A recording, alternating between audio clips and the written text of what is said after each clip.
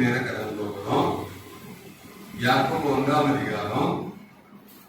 யாக்கோபு ஜேம்ஸ், இங்கிலீஷ்ல ஜேம்ஸ் தமிழ்ல யாக்கோபு 1ஆம் அதிகாரம் 2ஆம் வசனம் 3ஆம் வசனத்தை வாசிங்க. பக்கம் 312ஆம் பக்கம். சத்தம் வாசிங்க. சத்தப்படமா எப்படி சத்தம் போடுவீங்க? என் சகோதரரே, நீங்கள் பலவிதமான சோதனைகளில் அகப்படும் போது உங்கள் விசுவாசத்தின் பரீட்சையானது பொறுமையை உண்டாக்கும் என்று அறிந்து அதை மிகுந்த சந்தோஷமாய் எண்ணுங்கள். அதனால இன்னொரு ஆபாசம், நீங்கள் ஒன்றிலும் குறைவுள்ளவர்களாயிராமல் பூரணராயும் நிறைவுள்ளவர்களாய் இருக்கும்படி பொறுமையானது பூரண கிரியை செய்ய கடவுது. அல்லேலூயா. இதுல நிறைய ரகசியம் இருக்கு. நம்ம 2-3 ரகசியத்தை பார்ப்போமே. நீங்க சொல்லிருக்கு என் சகோதரே போட்ட இடத்துல நீங்க என்ன பண்ணிடுங்க, என் சகோதரியே. அது உங்க பேர் போட்டுருக்கீங்க. சாலமைக்கான இருக்கீங்களா, உங்க பேர் போட்டுருக்கீங்க. அபிஷேக் உங்க பேர் போட்டுங்க. ஐயா உங்க பேர் போட்டுருக்காங்க, நீங்க உங்க பேர். அவரே பேர் போட்டு என்ன பண்ணுங்க, வாசிக்கமா இருக்கா? நான் என் பேர் போட்டுக்கிட்டேன். ஏன் ரமேஷ் உங்க பேரை சொல்லி போட்டு வாசிங்க. மறந்துட்டேன். அப்போ இதுல சொல்லி இருக்கவங்களை பார்த்து, என்னுடைய மகளே உனக்கு என்ன வரும், பலவிதமான சோதனையில நீ என்ன பண்ணுவ, நல்லா புரிஞ்சுடுங்க. எல்லா மனுஷனுக்கு என்ன உண்டு, சோதனை உண்டு, வேதனை உண்டு, நிந்த உண்டு, அவமானம் உண்டு, போராட்டம் உண்டு. அதுக்கு வசனம் காப்பத இருக்கு. அதுக்கு வசனம் இருக்கு. ஏன்னா வேதம் அப்படிதான் சொல்லுது. வசனம் இல்லாம எதையுமே நம்ம என்ன செய்யக்கூடாது, சொல்லக்கூடாது. ஏன்னா நிறைய இடத்துல நம்ம ஜெபிக்கும் போது அல்லது துதிக்கும் போது சில நேரம் நம்ம சொல்லுவோம், ஏன் எனக்கு மட்டும் இப்படி இந்த போராட்டம். ஏசாயா 51ஆம் அதிகாரம் கொஞ்சம் திருப்புங்களேன். 51:7 ஒரு சத்தமா சொல்லுவோமே. வீட்டுல சட்டப்படம்னா எவ்வளவு சத்தம் வரும்? நீதியை அறிந்தவர்களே, என் வேதத்தை இருதயத்தில் பதித்திருக்கிற ஜனங்களே, எனக்கு செவி கொடுங்கள். மனுஷரின் நிந்தைக்கு பயப்படாமலும் அவர்கள் தூசணங்களால் கலங்காமலும் இருங்கள். யாருக்கு நிந்தை, யாருக்கு பயன், யாருக்கு கலக்கம்? வேதத்தை இருதயத்தில் பதித்து வைத்திருக்கிற ஜனம். மனப்பாடமா அதை ஒப்பிச்சுக்கிட்டு இருக்கோம், வாசிச்சுல இருக்கோம், டெய்லி பைபிள் வாசிக்காம இருக்கோமே, டெய்லி ஜெபம் பண்ணுவோம், டெய்லி பைபிள் வாசிப்போம், டெய்லி டிவிலயாவது ரேடியோலாவது மொபைல்ல இருக்கணும், கேட்டுக்கிட்டே இருக்கும், பண்ணிக்கிட்டே இருக்கும். மோசம் சொன்ன மாதிரி என்ன ஆகுது, இங்கோடி செவியில கேட்டு இங்க எழுதிக்கிட்டே இருக்கும். அப்போ கலக்கமும் தூசணமும் பயமும் மனுஷனால என்ன செய்யும், வரும். ஆனா கலக்கக்கூடாது. பைபிள்ல 366 முறை பயப்படாதுன்னு சொல்லியிருக்காரு. 300 ஏன் ஒரு வருஷத்துக்கு, ஒரு ஆண்டுக்கு எத்தனை நாள்? 365 நாள் தானே. ஏன் ஒரு நாள் கூட சொல்லியிருக்காரு சொல்லுங்க, யாராவது தெரிஞ்சவங்க? லீப் இயர் நாள் எப்போ வரும்? 4 வருஷத்துக்கு இருக்கா. அப்ப காலங்களையும் வருஷங்களையும் அறிந்திருக்கிற ஆண்டவர் சொல்றாரு, சோதனைக்கு அகப்படும் போது அல்லது இருதயத்துல வேதத்தை பதித்து வைக்கிற உங்களுக்கு மனுஷனால நிந்தனையும் கலக்கமும் தூசமும் பயமும் உண்டாக்குற சூழ்நிலை வரும். என்ன பிரதர், நீங்க ஏதாவது ஆசீர்வாதமா இருப்பாயின்னு சொல்ல வருவேன்னு நினைச்சு மொபைல் இருந்து உங்களுக்கு என்ன சோதனை வரும்னு சொல்லையா? இது விழுதும் ட்ரெயினியானி பஸ் ஏறினீங்க. நாங்க வரதுக்கே 3 பஸ் ஆடி வந்துருக்கோம். ஒரு தடவை பைக்ல ஆடி உங்களை சுத் பண்ணியாச்சு. அதுக்கு பிறகு ஒரு ஆட்டோ பிடிச்சோம். அதுக்கு பிறகு ஒரு பஸ் மாதிரி 3 பஸ் மாதிரி 2, ஒரு ஆட்டோ மாதிரி பைக் மாதிரி வந்து சோதனை உங்களுக்கு வரும்னு சொல்லி வந்தீங்க. வேதம் சொல்லுது, நான் சொல்லல. இருதயத்தில் பதித்து வைத்திருக்கிறாங்க எதை? வேத வசனத்தை. அவங்களுக்கு என்ன வருமா? சோதனையில அகப்படுவாங்க. ஆனா அகப்படுவான்னு சொல்லிட்டு அப்படியே அவர் விடல தெரியுமா? 3ஆம் வசனத்துல என்ன சொல்லிருக்கு? யாக்கோபு 1:3 உங்கள் விசுவாசத்தின் பரீட்சையானது. இது என்னதான்? எக்ஸாம் பரீட்சை. பிள்ளைகளுக்கு பரிசு வந்துட்டுனா எழுதுவாங்க, முட்டி முட்டி தட்டி தட்டி படிப்பாங்க, சிலருக்கு நெஞ்ச தட்டி. நாங்கெல்லாம் படிக்கணும் முட்டி முட்டி படிச்சிருவோம், அப்பதான் மண்டையில யாரும். எப்படி எக்ஸாம் வருதுன்னா என்னது, அன்னைக்கு தான் விழுந்து விழுந்து படிப்பாங்க. அதுக்கு முன்ன படிச்சாங்கன்னு கேட்பாங்க, படி நாளைக்கு பாத்துக்கலாம், படி நாளைக்கு பாத்துக்கலாம், நாளைக்கு பாத்துக்கலாம், டுடே இல்ல டுமாரோ, டுமாரோ நாளைக்கு நாளைக்கு நாளைக்கு நாளைக்கு இவ்வளவு சேர்த்து வச்சிருந்தது. அப்புறம் மொத்தமா எங்க மண்டையில ஏறும். இங்க சொல்லப்பட்டிருக்கிறது, உங்கள் விசுவாசத்தின் பரீட்சையானது பொறுமையை உண்டாக்கும் என்று அறிந்து. அப்ப ஒவ்வொரு மனுஷனும் சோதனை வரும்போது அவன் பரீட்சைக்கு என்ன பண்ணுறான், நிற்கிறவளா இருக்கிறாங்க. எனக்கும் கூட சோதனை தான். என் மனைவி பாம்பேல தாராவில பெரிய இரும்பு அணியில இருந்து விழுந்து ஒரு 2 வருஷமா நாங்க ஆஸ்பத்திரி கைமாளுங்க. என் மக 2014 சொந்த சின்ன ஒரு காயம் தான், ஒரு ஆபரேஷன் பண்ணோம். அந்த ஆபரேஷன் ஃபெயில் ஆயிட்டு 2வது ஆபரேஷன் பண்ணோம். அதுலயும் ரொம்ப கஷ்டப்பட்டாப்புல.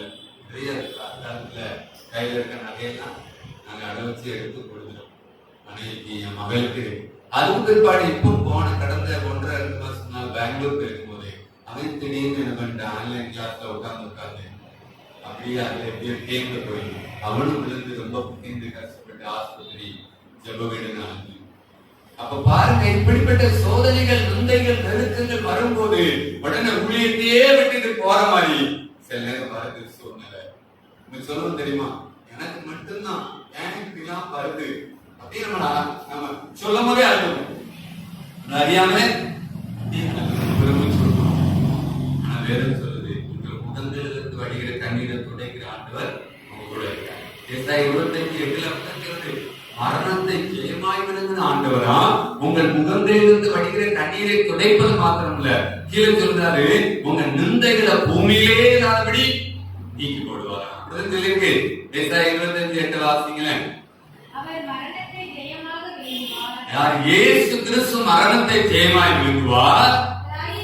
கர்த்தராகிய தேவன் எல்லா முகங்களிலிருந்து கண்ணீரை துடைத்து தமது ஜனத்தின் நிந்தையை பூமியிலே இராதபடிக்கு முற்றிலும் நீக்கி போடுவாராங்க. கொஞ்சமா இல்ல, முற்றிலும். அல்லேலூயா, அல்லேலூயா. அப்ப முற்றிலும் நீக்கிற ஆண்டவர் நம்ம கூட இருக்காரு. அவர் மரணத்தை ஜெயித்தா நம்மளும் ஜெயிக்கிறதுன்னு செய்வோம். 1995 செத்திருந்தா நீங்க என்னுடைய எலும்பு கூட பார்த்துக்க முடியாது. வருஷம் ஆயிட்டு 95 கணக்கு பண்ணுங்களேன். 2005, 2015, 2021, 26 வருஷத்துக்கு மேல ஆயிட்டு. நினைச்சு பாருங்க, இன்னைக்கு ஆண்டவர் கிருபையா ஜீவனை தந்திருக்காரு. இங்க எத்தனை பேர் சொல்லலாம், எத்தனை பேர் மறிக்க தர வாய்ப்பு வந்தது. சிலருக்கு யாரும் வாழணும், செத்துட்டா கூட பரவாயில்ல அப்படின்னு தோணுத மாதிரி சில நெருக்கம் வரும், சோதனை வரும். ஆனா அதை ஜெயிக்கிறதுக்கு பரிச்சையில் நின்றுதான். அல்லேலூயா. சொல்லிருக்கு, விசுவாசத்தின் பரிச்சையாக எனக்கு உண்டாகுமா யோபு கூட பொறுமையா இருக்குன்னு சொல்லிடுவோம். ஆனா இருக்க முடியுமா? சொல்லுவது ஈஸி. எதுனா யோபு எப்படி சொன்னாரு, கத்தர் கொடுத்தா, கத்தர் எடுத்தா, கத்தருக்கு ஸ்தோத்திரம் அப்படின்னு சொன்னால நீங்களும் சொல்லுங்கன்னா எங்க வரும்? இவ்வளவு ஊழியம் பண்ணணும், இவ்வளவு ஆட்களை உருவாக்கணும், எல்லாருக்கும் ஆட்கள் சொல்லுவோம். நம்ம பிள்ளைகளுக்கு அது நம்ம துணைக்கு நம்ம குடும்பத்தில் ஒரு போராட்டம்னா என்ன செய்யுது? கடுமாடு. அப்படிதானே மனசு என்ன செய்யுது? கட்டு கடுமானது. இது ஒரு வசனம் உண்டு. அதே யாக்கோபு 3ஆம் அதிகாரம் 3ஆம் அதிகாரத்துல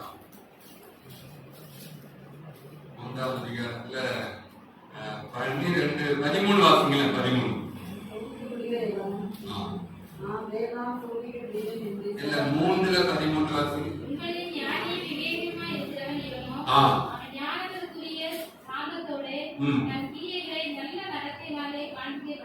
அப்ப நல்ல நடக்கை எப்போ வரும் தெரியுமா? எப்போ வரும்? இந்த முன்ன வசனங்கள்லாம் நீங்க வாசிச்சு பாருங்க. அதுக்கு கீழே வரும், உங்கள் இதயத்தில் கசப்பான வைராக்கியத்தை விரோதத்தை வைத்தீர்களானால் பெருமை பாராட்டாதுங்க. நாம இன்னும் நற்கிரியைகளை நடக்கணும்னா இந்த பொறுமை, இந்த பரீட்சை, இந்த சோதனை அவசியம். அல்லேலூயா. அதுக்கு முந்தின வசனம் ஒண்ணு வரும். 6 வாசிங்க. 6 அப்படியே நாம் வந்தும்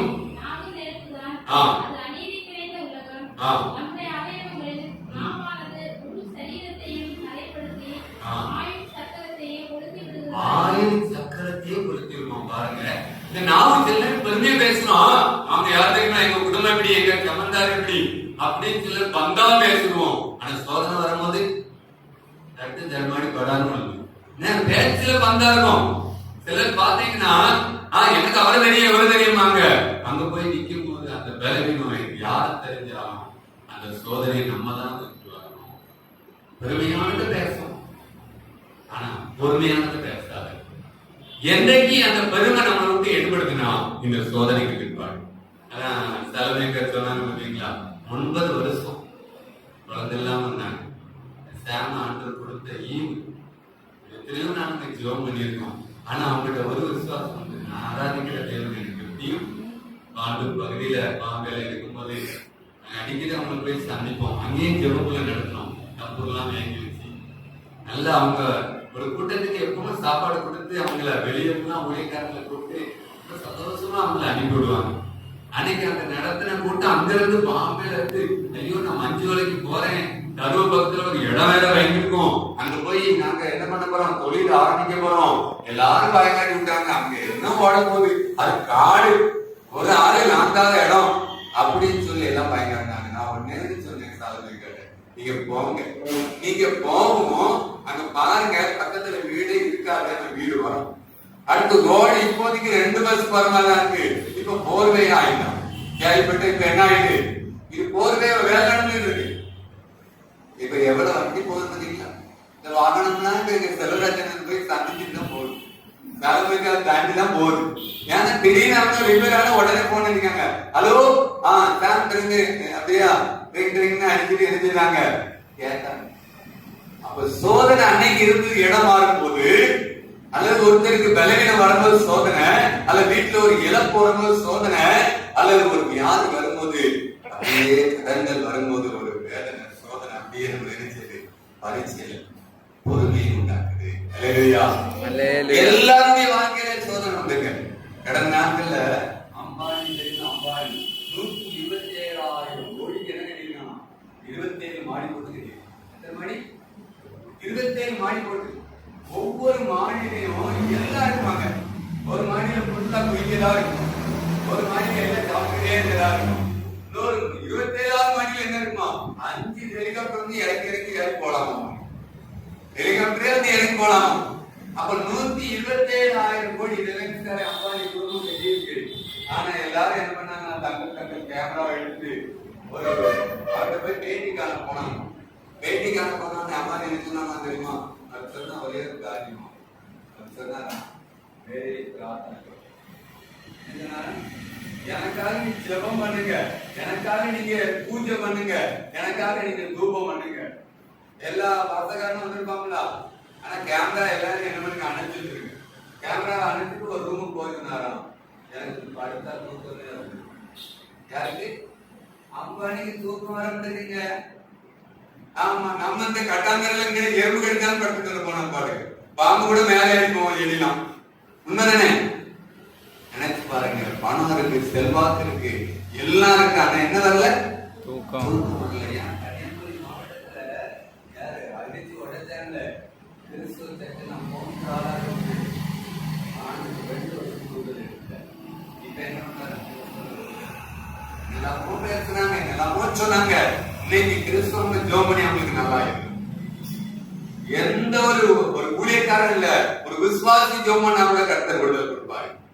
செல்ல சோதனை அது நம்முடைய பரிச்சையில் நிற்பது மாத்திரம் இல்ல, பொறுமையை உண்டாக்கும், அடுத்து இருந்து பூரணத்தையும் நல்ல ஒரு நிறைவையும் தரும். அப்ப நீங்களும் நானும் சோதிக்கப்படுவதற்கு என்ன வேணும், என்ன வேணும்? சோதனையில விசுவாசத்துல பரிச்சையில நிக்கிறதுக்கு பலன் வேணும். ஆனா வேற சொல்லுங்க, அந்த பலன் தரணும். சில நேரம் இப்போ அம்மா கூட வீட்டுல இருக்காங்க. கடந்த நாட்கள் கடந்த வருஷத்துல அவங்க மகளை இழந்துட்டாங்க. எவ்வளவு கஷ்டப்பட்டாங்க. நாங்க அங்க ஜெபம் பண்ணோம், எங்க வீட்டுல ரொம்ப உடஞ்சிட்டாங்க. பாம்பேல போயிட்டு கொஞ்ச நாள் இருந்தாங்க. இங்கேயும் போயிட்டு அங்க குடும்பத்துல பாருங்க இழந்து போயிட்டாங்க. எவ்வளவு கஷ்டங்கள்.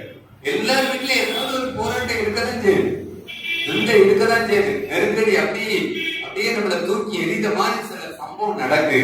ஆனா ஆண்டவர் உங்களுக்கு ஒன்னே சொல்றாரு, இருதயத்துல நீங்க வேதத்தை பதிச்சு வச்சிருக்கீங்களா? உங்களுக்கு மனுஷனால நிந்த வரும், தூசரமான காரியம் வரும், இல்லாத கொண்டு பேசுவாங்க. ஒரு காரியம் நடந்துட்டுனா என்ன ஆச்சு, என்ன பாவம் செய்தானோ அவனுக்கு வந்துட்டுன்னே ஊர் பேசும். ஊர் 1000 பேசுறதுக்கு யாரும் எதுவும் சொல்லல, கர்த்தருக்கு தெரியும். அல்லேலூயா, ஆமென். இல்ல சொல்லுவோம் அல்லேலூயா, அல்லேலூயா. சோதனைக்கு பிற்பாடு நாம பொறுமையை கற்றுக்கொள்கிறோம், இந்த பரீட்சையில நிற்கிறோம், பூரணாகிறோம், நிறைவுள்ளவர்களா மாறுகிறோம். ஒரு காரியத்தை பார்த்து நம்ம அடுத்து போகிறோம். 3 விதமான ஞானம் இருக்கு. என்ன ஞானம்? ஞானம் 3 விதமான ஞானம்.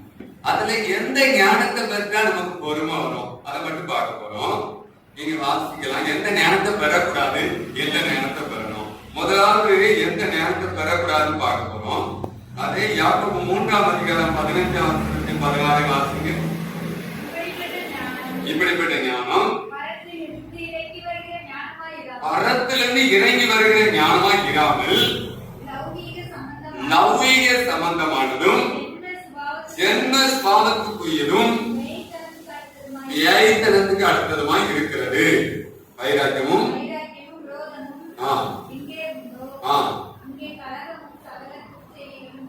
சகல துர்ச்சைகளும் கலகமும் உண்டாம். புரியுதா?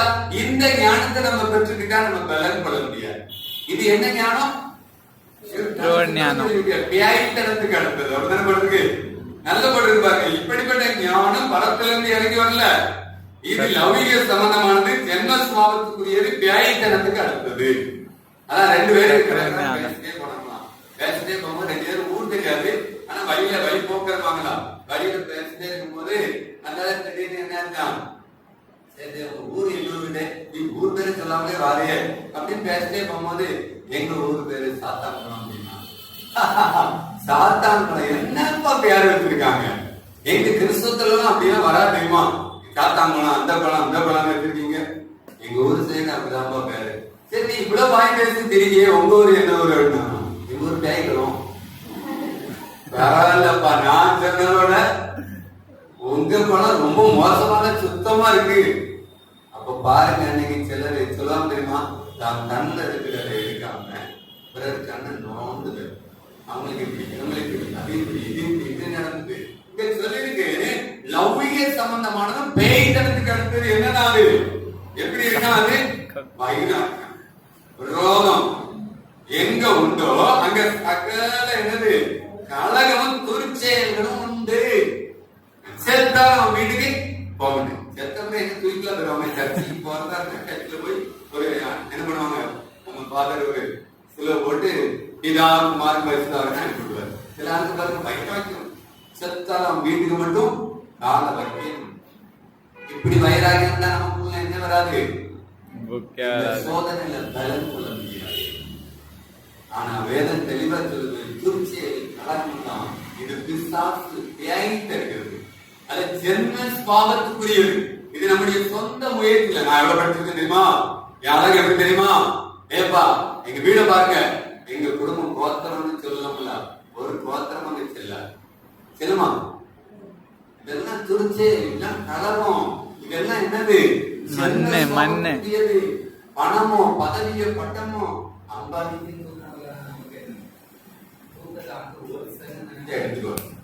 ஒரு மனுஷன் நல்ல புசித்து குடித்து தூங்குவது அவனுக்கு பெரிய சொத்தான். பிரசங்கம் சொல்றாரு, புசிப்பதும் குடிப்பதும் நல்ல நிம்மதியா இருப்பது தானே எனக்கு பெரிய செல்வாக்கு. எத்தனை செல்வாக்கு நான் கோடி இருந்தாலும் ஆண்டவர் நம்ம கூட இருந்தால் சொல்றாரு, எவர்களுக்கு நான் பிரியமா இருக்கிறேனோ அவசரமான நித்திரையை கொடுப்பேன். அல்லேலூயா, ஆமென். ஒரு மாசம் கிட்ட என் மகன் சரியா தோணல. எவ்வளவு நாங்க அழுதுருக்கோம் தெரியுமா?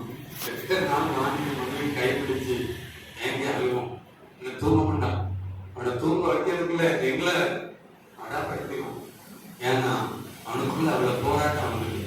அப்பதான் நினைச்சு பார்த்தேன், ஒரு மனுஷனுக்கு சாப்பிடுற சோறு எப்படி உள்ள போய் சேர்மாய் செவிக்குதோ அதே போல தூக்கமும் ஆண்டவர் கொண்டு வந்தாதான்.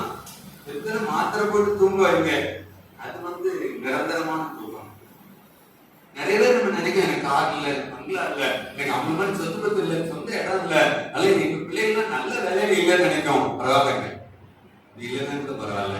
நம்ம பிள்ளைகள் எது சாப்பிட்டாலும் சீரழிக்கா, எங்க படுத்தாலும் தூக்கம் வந்துருதா, எங்க போனாலும் அப்பப்போ நமக்கு சைக்கிளா தரலாம், வேற கார் இல்லாம பைக் இல்லாம இருக்கலாம், பஸ் பிடிச்சு போறதுக்காக பையில காசு இருக்கலாம்.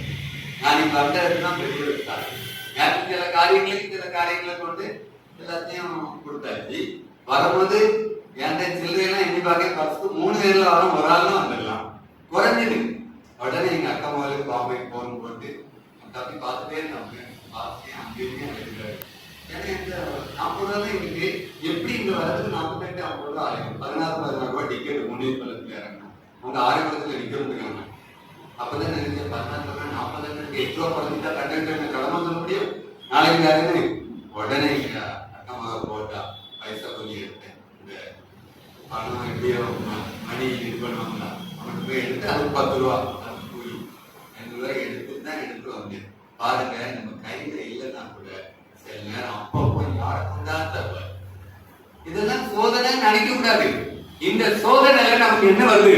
பொறுமை வருது. வீண் செலவெல்லாம் நிறுத்துவோம். சில நேரம் சில வீண் செலவு வருது தெரியுமா? அந்த வீண் செலவு நிறுத்தப்படுறதுக்கு நான் சொல்றேன், நீங்க இன்னும் பொறுமையா வெலனா இல்ல, வெலனா இருந்தா பொறுமையா இருந்தா ஐயோ இது வீண் செலவுலாம் இது வாங்க கூடாது இது கொடுக்க கூடாதுன்னு சொல்லி கவனமா இருக்கும். நிறைய காரியங்களை நம்ம கற்றுக்கொள்ளாமலே இருக்கும். சரி, இந்த நேரம் வைராக்கியம் சப்பு துர்ச்செயல் கலகம் இதெல்லாம் வருது. அப்ப பருவத்திலிருந்து வருகிற ஞானம் 17 12 வாசிங்க. மரத்திலிருந்து வருகிற ஞானமோ முதலாவது சுத்தம் உள்ளதாயும் பின்பு சமாதானமும் சாந்தமும் இணக்கம் உள்ளதாயும் இரக்கத்தாலும் நற்கனியாலும் நிறைந்ததாயும் பட்சபாதம் இல்லாததாயும் மாயமற்றதாயும் இருக்கிறது. நீதியாகிய கனியானது சமாதானத்தை நடத்துகிறதாலே சமாதானத்திலே கிடைக்கப்படுகிறது. இதுல 9 காரியம் வரும். நீங்க வீட்டுல போய் அண்டர்லைன் பண்ணி பாருங்க. 9 காரியம் எப்படி ஆவின் கனி கலாத்தியர் 5:22 சொன்ன பிரகாரமோ 9 காரியம் இருந்தா தலைமைக்கு சொன்ன மாதிரி எந்த ஊருக்கு தான் நம்ம போயிடும், எங்கெல்லாம் பணத்தை பார்க்க முடியும். என்னுடைய சுயத்துக்காக நான் போக முடியும். பத்திரத்துல 17 வருஷம் ஆயிட்டு நான் என் கையில பயிர்க்க ஏதாவது கொடுத்துட்டு தான் போவேன். அது வாங்கி கொடுப்பேன், டேப்லெட் வாங்கி கொடுப்பேன், புக் வாங்கி கொடுப்பேன், குறிப்பு வாங்கி கொடுப்பேன், அல்லது ஃபேன் வாங்கி போடுவேன், மைக் வாங்கி கொடுப்பேன். ஏசப்பா திரும்ப நான் இந்த குறிப்பிட்ட இருந்து சொன்னேன். எத்தனையோ சபைக்கு என்னுடைய காணிக்கை பயிற்சி என்ன பண்ணிருக்கு பயன்பட்டு. அல்லேலூயா அல்லேலூயா. இங்கேயும் ஒரு ஆசை சீக்கிரம் கொஞ்சம் முன்னாலே பெருசாக்கி நீளமா கேட்டிருக்கோம். ஜெபரே உண்மையில நான் நினைக்கிறேன் அப்படி கேட்ட போது யாருந்த ஒரு அமௌண்ட் கண்டிப்பா வந்தாரு. ஆமென் அல்லேலூயா அல்லேலூயா. மெயின் ரோட்ல எப்படி இருக்கணும்? ஒருவேளை உங்களுக்கு முன்ன கொஞ்சம் இடம் இல்லாம இருக்கலாம். போர்வே வரவும் தெரியணும், கொஞ்சம் முன்ன வர வந்து தட்டிடுவாங்கிறத பரவாயில்ல. பின்னாடி அக்கமக்கம் வாங்குற அளவுக்கு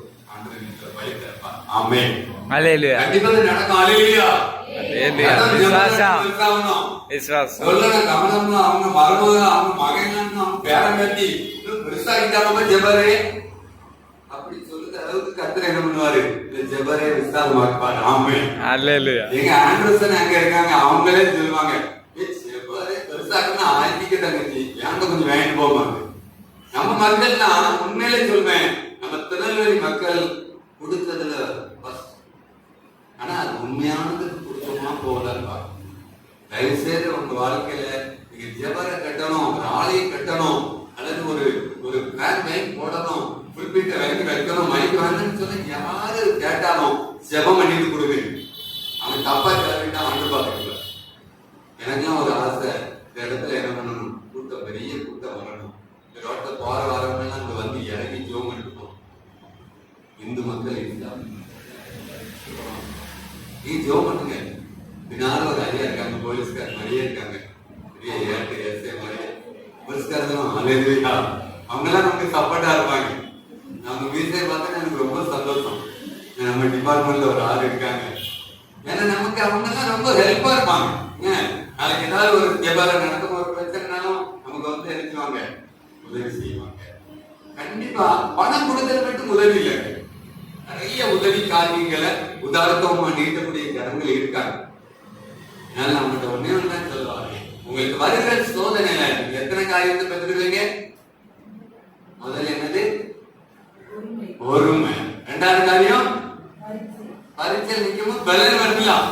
இந்த சோதனை எல்லாம் வரலன்னா நமக்கு பலன் வருமா? இந்த ஒரு காரியம் பார்த்து முடிச்சிருவோம் 10 நிமிஷத்துல.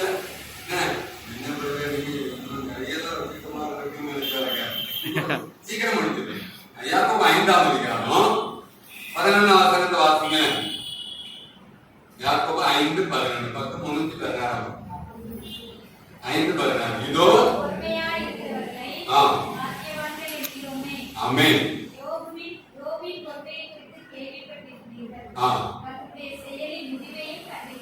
ஆமென். கர்த்தர் உருக்கமும் இறக்கம் உள்ளவரா இருக்கிறாரு. யோபின் பொறுமையை நம்ம பார்த்தோம். ஆனா கர்த்தருடைய செயல்கள் முடிவுல என்னத்தை கண்டோம்? இரட்டத்தனையான நன்மை. நமக்கு பாக்கியமான ஒரு பேர் கொடுத்தது மட்டுமல்ல, இந்த பொறுமைக்கு, இந்த பரீட்சைக்கு, இந்த பலனுக்கு பிற்பாடு என்ன கிடைக்கும்? இரட்டிப்பான நன்மை. ஹல்லேலூயா.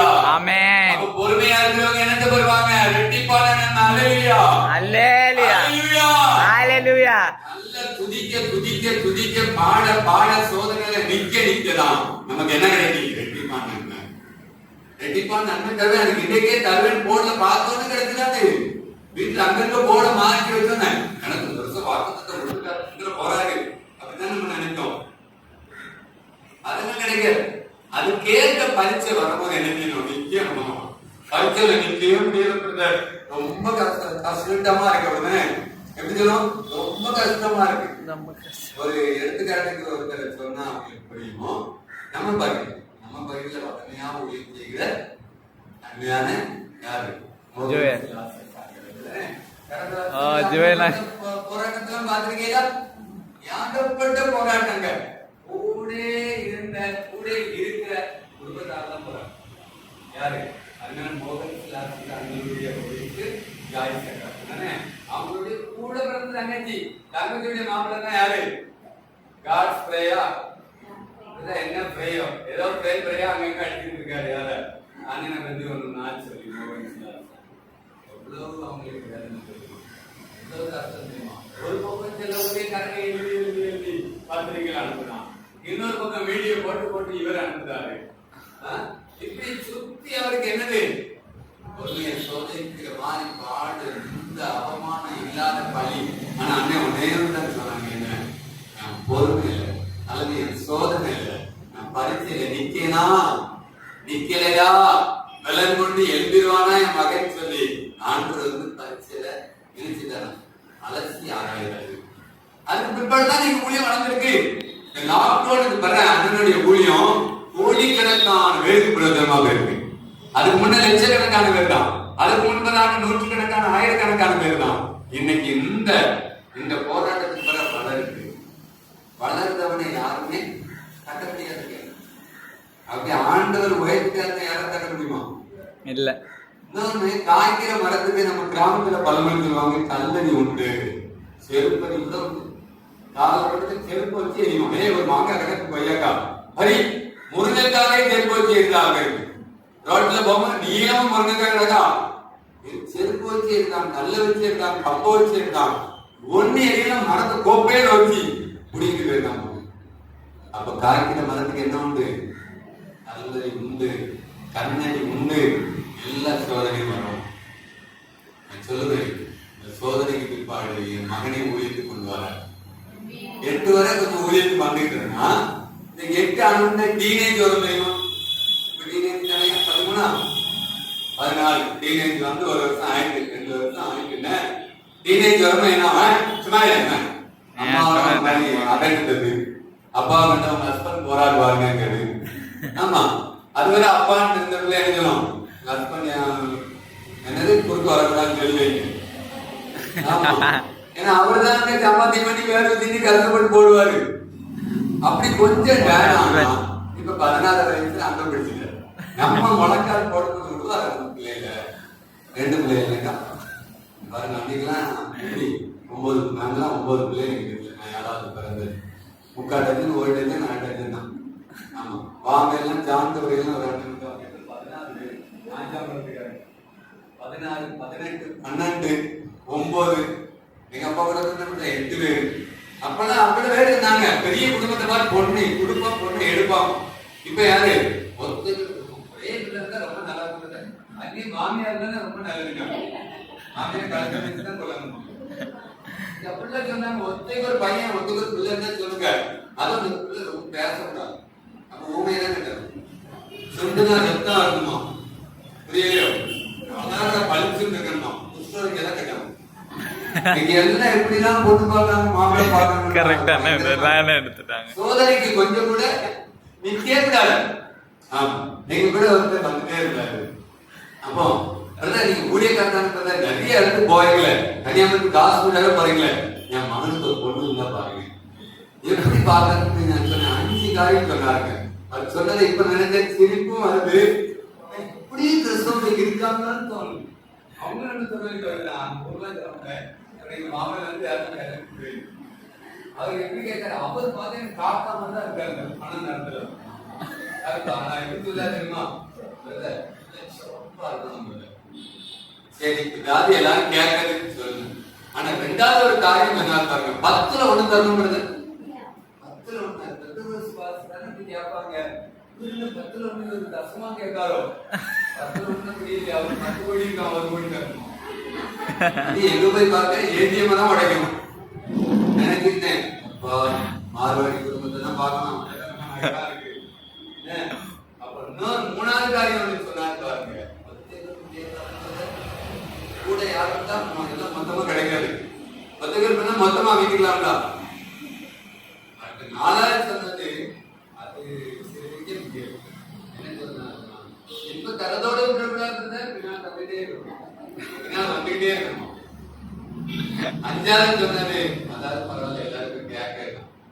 மாமியா இல்லைன்னா நல்லா இருக்கும். மாமியா மாமனார் சொல்லலாம் இப்ப கூடாது. அப்போ இப்ப மாப்பிள்ளைகளை எப்படி கேட்கும் போது ஒண்ணு வீட்டுல எல்லாம் சொல்லுவாங்க. நான் ஒன்னே சொன்னேன், இது வானத்துல குதிக்கணும், ஜோமனும் கத்தரை யாரையாவது குதிக்க சொல்லுவாராங்க அப்படின்னு அவர் ஒரு மாதிரி ஆயிட்டு.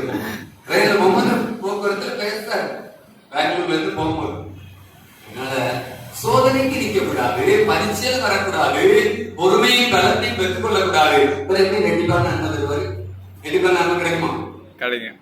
ரெட்டிப்பான நன்மை வேணும்னா நீங்க சோதனையில பரீட்சையில நின்று பொறுமையை கற்றுக்கொண்டு நமக்கு வருகிற நன்மையெல்லாம் அணிக்கணும்.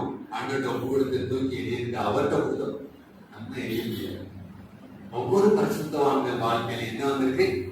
சோதனை. ஆனா வேதத்தில் சோதனை சகிக்கிற மனுஷன் பாக்கியவான், உத்தமன் என்று விளங்கின பின்பு கர்த்தர் தம்முடைய கரத்தில் இருக்கிற கிரீடங்களை தருவாரா. நிறைய கிரீடம் இருக்காரு. பரிசுத்த கிரீடம் இருக்கு, பொற்கிரீடம் இருக்கு, கர்த்தனம் பறித்த கிரீடம் இருக்கு, மகிமையின் கிரீடம் இருக்கு, மகிழ்ச்சியின் கிரீடம் இருக்கு, பாடாத கிரீடம் இருக்கு, நீதியின் கிரீடம் இருக்கு, ஜீவ கிரீடம் இருக்கு. எல்லா கிரீடத்தை நமக்கு தான் தருவாரு. அப்ப இந்த கிரீடத்தை தான் பெற்றுக்கொள்ள நீங்களும் நானும் இந்த சோதனைக்கு உட்பட்டுதான். இந்த சோதனையில இருக்கணும். அம்மா சொல்ற இருந்துதான் இதெல்லாம் எனக்கு வரக்கூடாதுன்னா நீங்க ஒரு நாள் பரீட்சையில விசுவாசத்துல நிலை நிற்பதில்லை. பொறுமையையும் ரெட்டிப்பான நன்மையும் பெற்றுக்கொள்ள முடியும். கத்திரப்பட்ட இந்த தருணத்துக்காக சொல்றோம். கண்கள் மூடிச்சுவோம். எல்லாரும் கண்கள் மூடி பரிசுத்தம் ஆண்டவரே, ரொம்ப நல்லவர் ஆண்டவரே, ரொம்ப நல்லவர்ப்பா. ஆனா நாங்க நிறைய நேரத்துல விழுந்து போயிருந்தோம் ஆண்டவர், நிறைய நேரத்துல சோர்ந்து போயிருந்தோம்ப்பா. ஆண்டவரே இறங்குங்க, இறங்குங்கப்பா, இறங்குங்கப்பா, இறங்குங்க ஆண்டவரே. எல்லாரும் எங்களை தூக்கி போட்டுட்டாங்கப்பா, எல்லாரும் எங்களை வேண்டாம்னு சொன்னாங்க ஆண்டவரே. ஆனா நீங்க உங்களுக்கு வேணும்னு எங்களை தெரிந்து கொண்டீங்களே. மொத்த நன்றி, மொத்த நன்றி. யாரும் அறியாத என்னை நன்றாய் அறிந்து தேடி வந்த நல்ல நேசரே, யாரும் அறியாத என்னை நன்றாய் அறிந்து தேடி வந்த நல்ல நேசரே,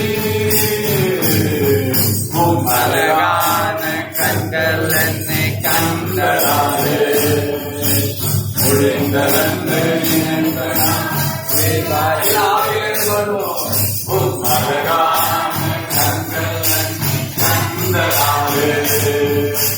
மிடந்ததென்று உயிராகின்ற சுற்றி எறியப்பட்ட வேண்டும் என்று சொல்லி சேர்த்து கொண்ட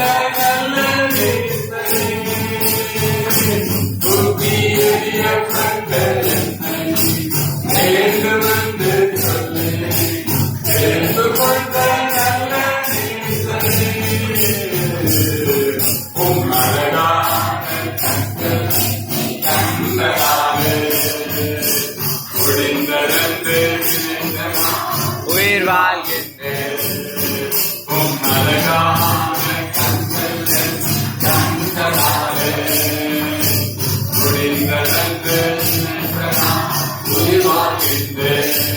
ஒன்றும் இல்லாத உயர்த்தி வைத்த நல்ல எல்லாம் நன்று பாடும். ஒன்றுமில்லாத என்னை காரோண்யத்தாலே உயர்த்தி வைத்த நல்ல நேசரே.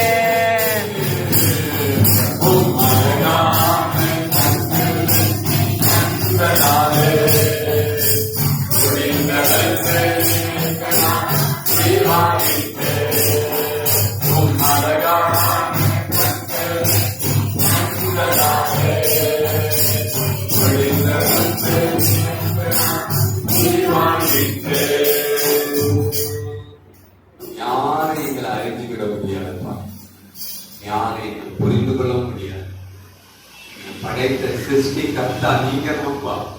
ஆண்டவரே, எங்களுக்கு ஒரு சோதனை வரும்போது இந்த விசுவாசத்தின் பரீட்சையை நாங்க புரியாம இருக்கிறோம்ப்பா. சில நேரம் ஏன் எனக்கு மட்டும் இந்த காரியம் வருது, எனக்கு மட்டும் ஏன் இந்த இழப்பு, ஏன் நிந்த, ஏன் அவமானம், ஏன் இந்த போராட்டம்னு சொல்லி நாங்க கலங்கி இருந்தோம்ப்பா. நீங்க சொல்லுகிறீங்க இந்த உலகம் எங்களை புரிஞ்சுக்கிறாரு, உலகம் எங்களை இகழ்ந்து பேசும்பா. ஆனா நீங்க எங்களை புகழ்ச்சி கீர்த்தி வைக்கிறதற்காக இந்த காரியத்தை அனுமதிக்கீங்களே, உமக்கு நன்றி. இந்த சோதனைக்கு பிற்பாடு நீங்க சுத்த பொன்னாய் துறக்கப்பட்ட போறீங்கப்பா. எங்களை குறித்து ஒரு திட்டம் வச்சிருக்கீங்களே, ரெட்டிப்பான நன்றியை தர போறீங்களே, உமக்கு நன்றி நன்றி நன்றி நன்றி. நல்ல கரகரத்தை சோதனை பண்ணும்.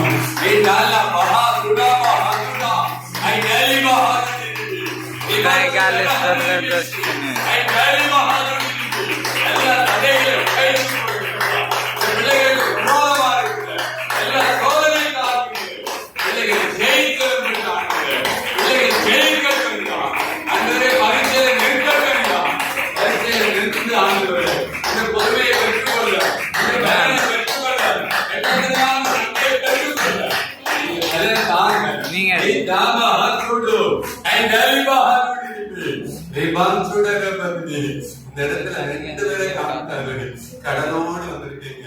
ஐயோ, எனக்கு கடல் எப்போ நீங்கும், எனக்கு தேவையில்லாம அந்த காரியத்துல மாட்டிக்கிட்டேன், மற்றவங்களுக்கு நான் உதவி செய்ய போய் ஐயோ இதுல எப்படி நாங்க கடலை மாற்ற போறேன்னு சொல்லி கலக்கத்தோடு வந்திருக்கிற மகளே, உன் கடன்கள் எல்லாம் கத்த வருகிற இந்த மார்ச் மாசத்துக்குள்ள பிடித்து தரப்போறார் மகளே.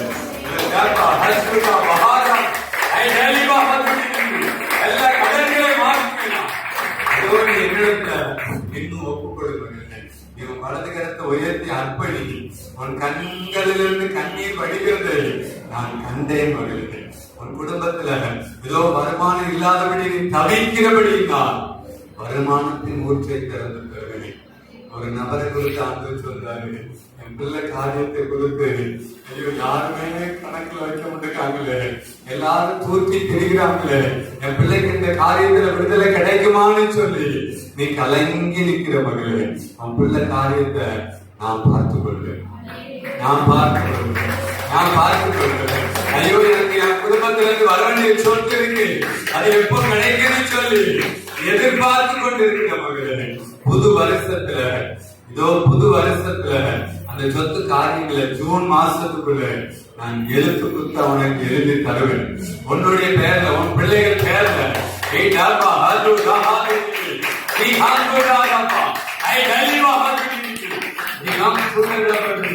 எனக்கு வர வேண்டிய பணம் அது எப்போ வரும்னு சொல்லி ஒரு நபர் காத்திருக்கீங்க. கண்டிப்பா இதோ என்னுடைய பிறப்பின் பண்டிகை கொண்டாடும் உன் கைகளில் அந்த பணம் வரும். கண்டிப்பா நான் தருவேன். அந்த நபர் ஏமாற்றி கொண்டே இருக்காங்க, அவர்கள் உள்ளத்துல பேசி தூங்க விடாம நான் தட்டி எழுப்புவேன். அப்ப அந்த நாட்கள்ல பிள்ளைகள் படிப்பை குறித்து, வர வேண்டிய பணத்தை குறித்து, கட்டி கொண்டிருக்கிற வீட்டை குறித்து, அன்றைய கடனை குறித்து இருக்கிற அத்தனை கவலைகளையும் மாற்றுங்கப்பா. பலவீனத்தோடு இருக்கிற மகளையும் எழுப்பி கொண்டு வாங்க. பிள்ளைகளா சாட்சி சொல்ல நிறுத்துங்கப்பா. பிள்ளைகளை அன்புரை தடுமாறும் போது விட்டுறாங்கப்பா, தடுமாறும் போது விட்டுறாங்கப்பா. தடுமாறி கொண்டிருக்கிறாங்க, ஐயோ பதறி கொண்டிருக்கிறாங்க, ஐயோ என் கண்ணீரை துடைக்க யாருமே இல்லைன்னு இருக்கிறாங்கப்பா. அவர்கள் கண்ணீரை நீங்க தொடங்க. அவர்கள் திருமண காரியங்கள் எல்லாம் நடத்தி தாங்கப்பா. அம்மாவுடைய பேரனுடைய காரியங்களை நீங்க நடத்துங்க. அந்த திருமண விவாக காரியம் மகிமையாய் நடக்கணும், மகிமையா நடக்கணும்ப்பா. சொல்லணும், அந்த தாயார் ஊழியம் செய்வது வித்தம் அந்த அவங்க பேரனுக்கு கர்த்தர் எவ்வளவு மகிமையான காரியங்களை செய்தார் என்று புறஜாதியாக சொல்லணும்ப்பா. அதை எடுத்து நிறுத்து. ஏழ்கைகளை விசாலமாக, ஏழ்கைகளை அன்று கிழக்கும் மேற்கும் வடக்கும் தெற்குமாய் கர்த்தர் அன்று விஸ்தாரமாக இவரை ஆசிரிய நடத்துகிற பிள்ளைகள், பாடுகிற பிள்ளைகள், ஜெபத்தை நடத்துகிற பிள்ளைகள், சுரங்கள் வீசிகள் வாசிக்கிற பிள்ளைகள் எல்லாரையும் நீங்க பலப்படுங்க. வந்திருக்கிற யார் யாருக்கு என்னென்ன பிரச்சனை எனக்கு தெரியாது, முடிவுல நாங்க தனியா ஜெபிக்க போறோம்ப்பா. பிரச்சனைகளுக்கு நான் விடுதலை கூட விடுதலை கூட அந்த பிள்ளைகளுக்காக ஸ்தோத்திரம். வர தடைப்பட்ட பிள்ளைகளுக்காக ஸ்தோத்திரம். அவங்க எந்த பட்டணத்துல இருந்தாலும் எந்த கிராமத்துல இருந்தாலும் இந்த செய்தி அவங்களுக்கு போட்டுப்பா. இப்ப இந்த செய்தி நாங்க யூடியூப்ல போட போறோம். இது இன்னும் பரவட்டும் ஆண்டுவே. காரைக்குளத்துல இருந்து நாங்க பேசுற இந்த வார்த்தை பூமியில கடையாந்தரத்துல இருக்க கடைசி மக்களுக்கு போகும். இயேசு கிறிஸ்துவின் நாமத்திலே சொல்கிறேன் நல்ல பிதாவே. அல்லேலூயா.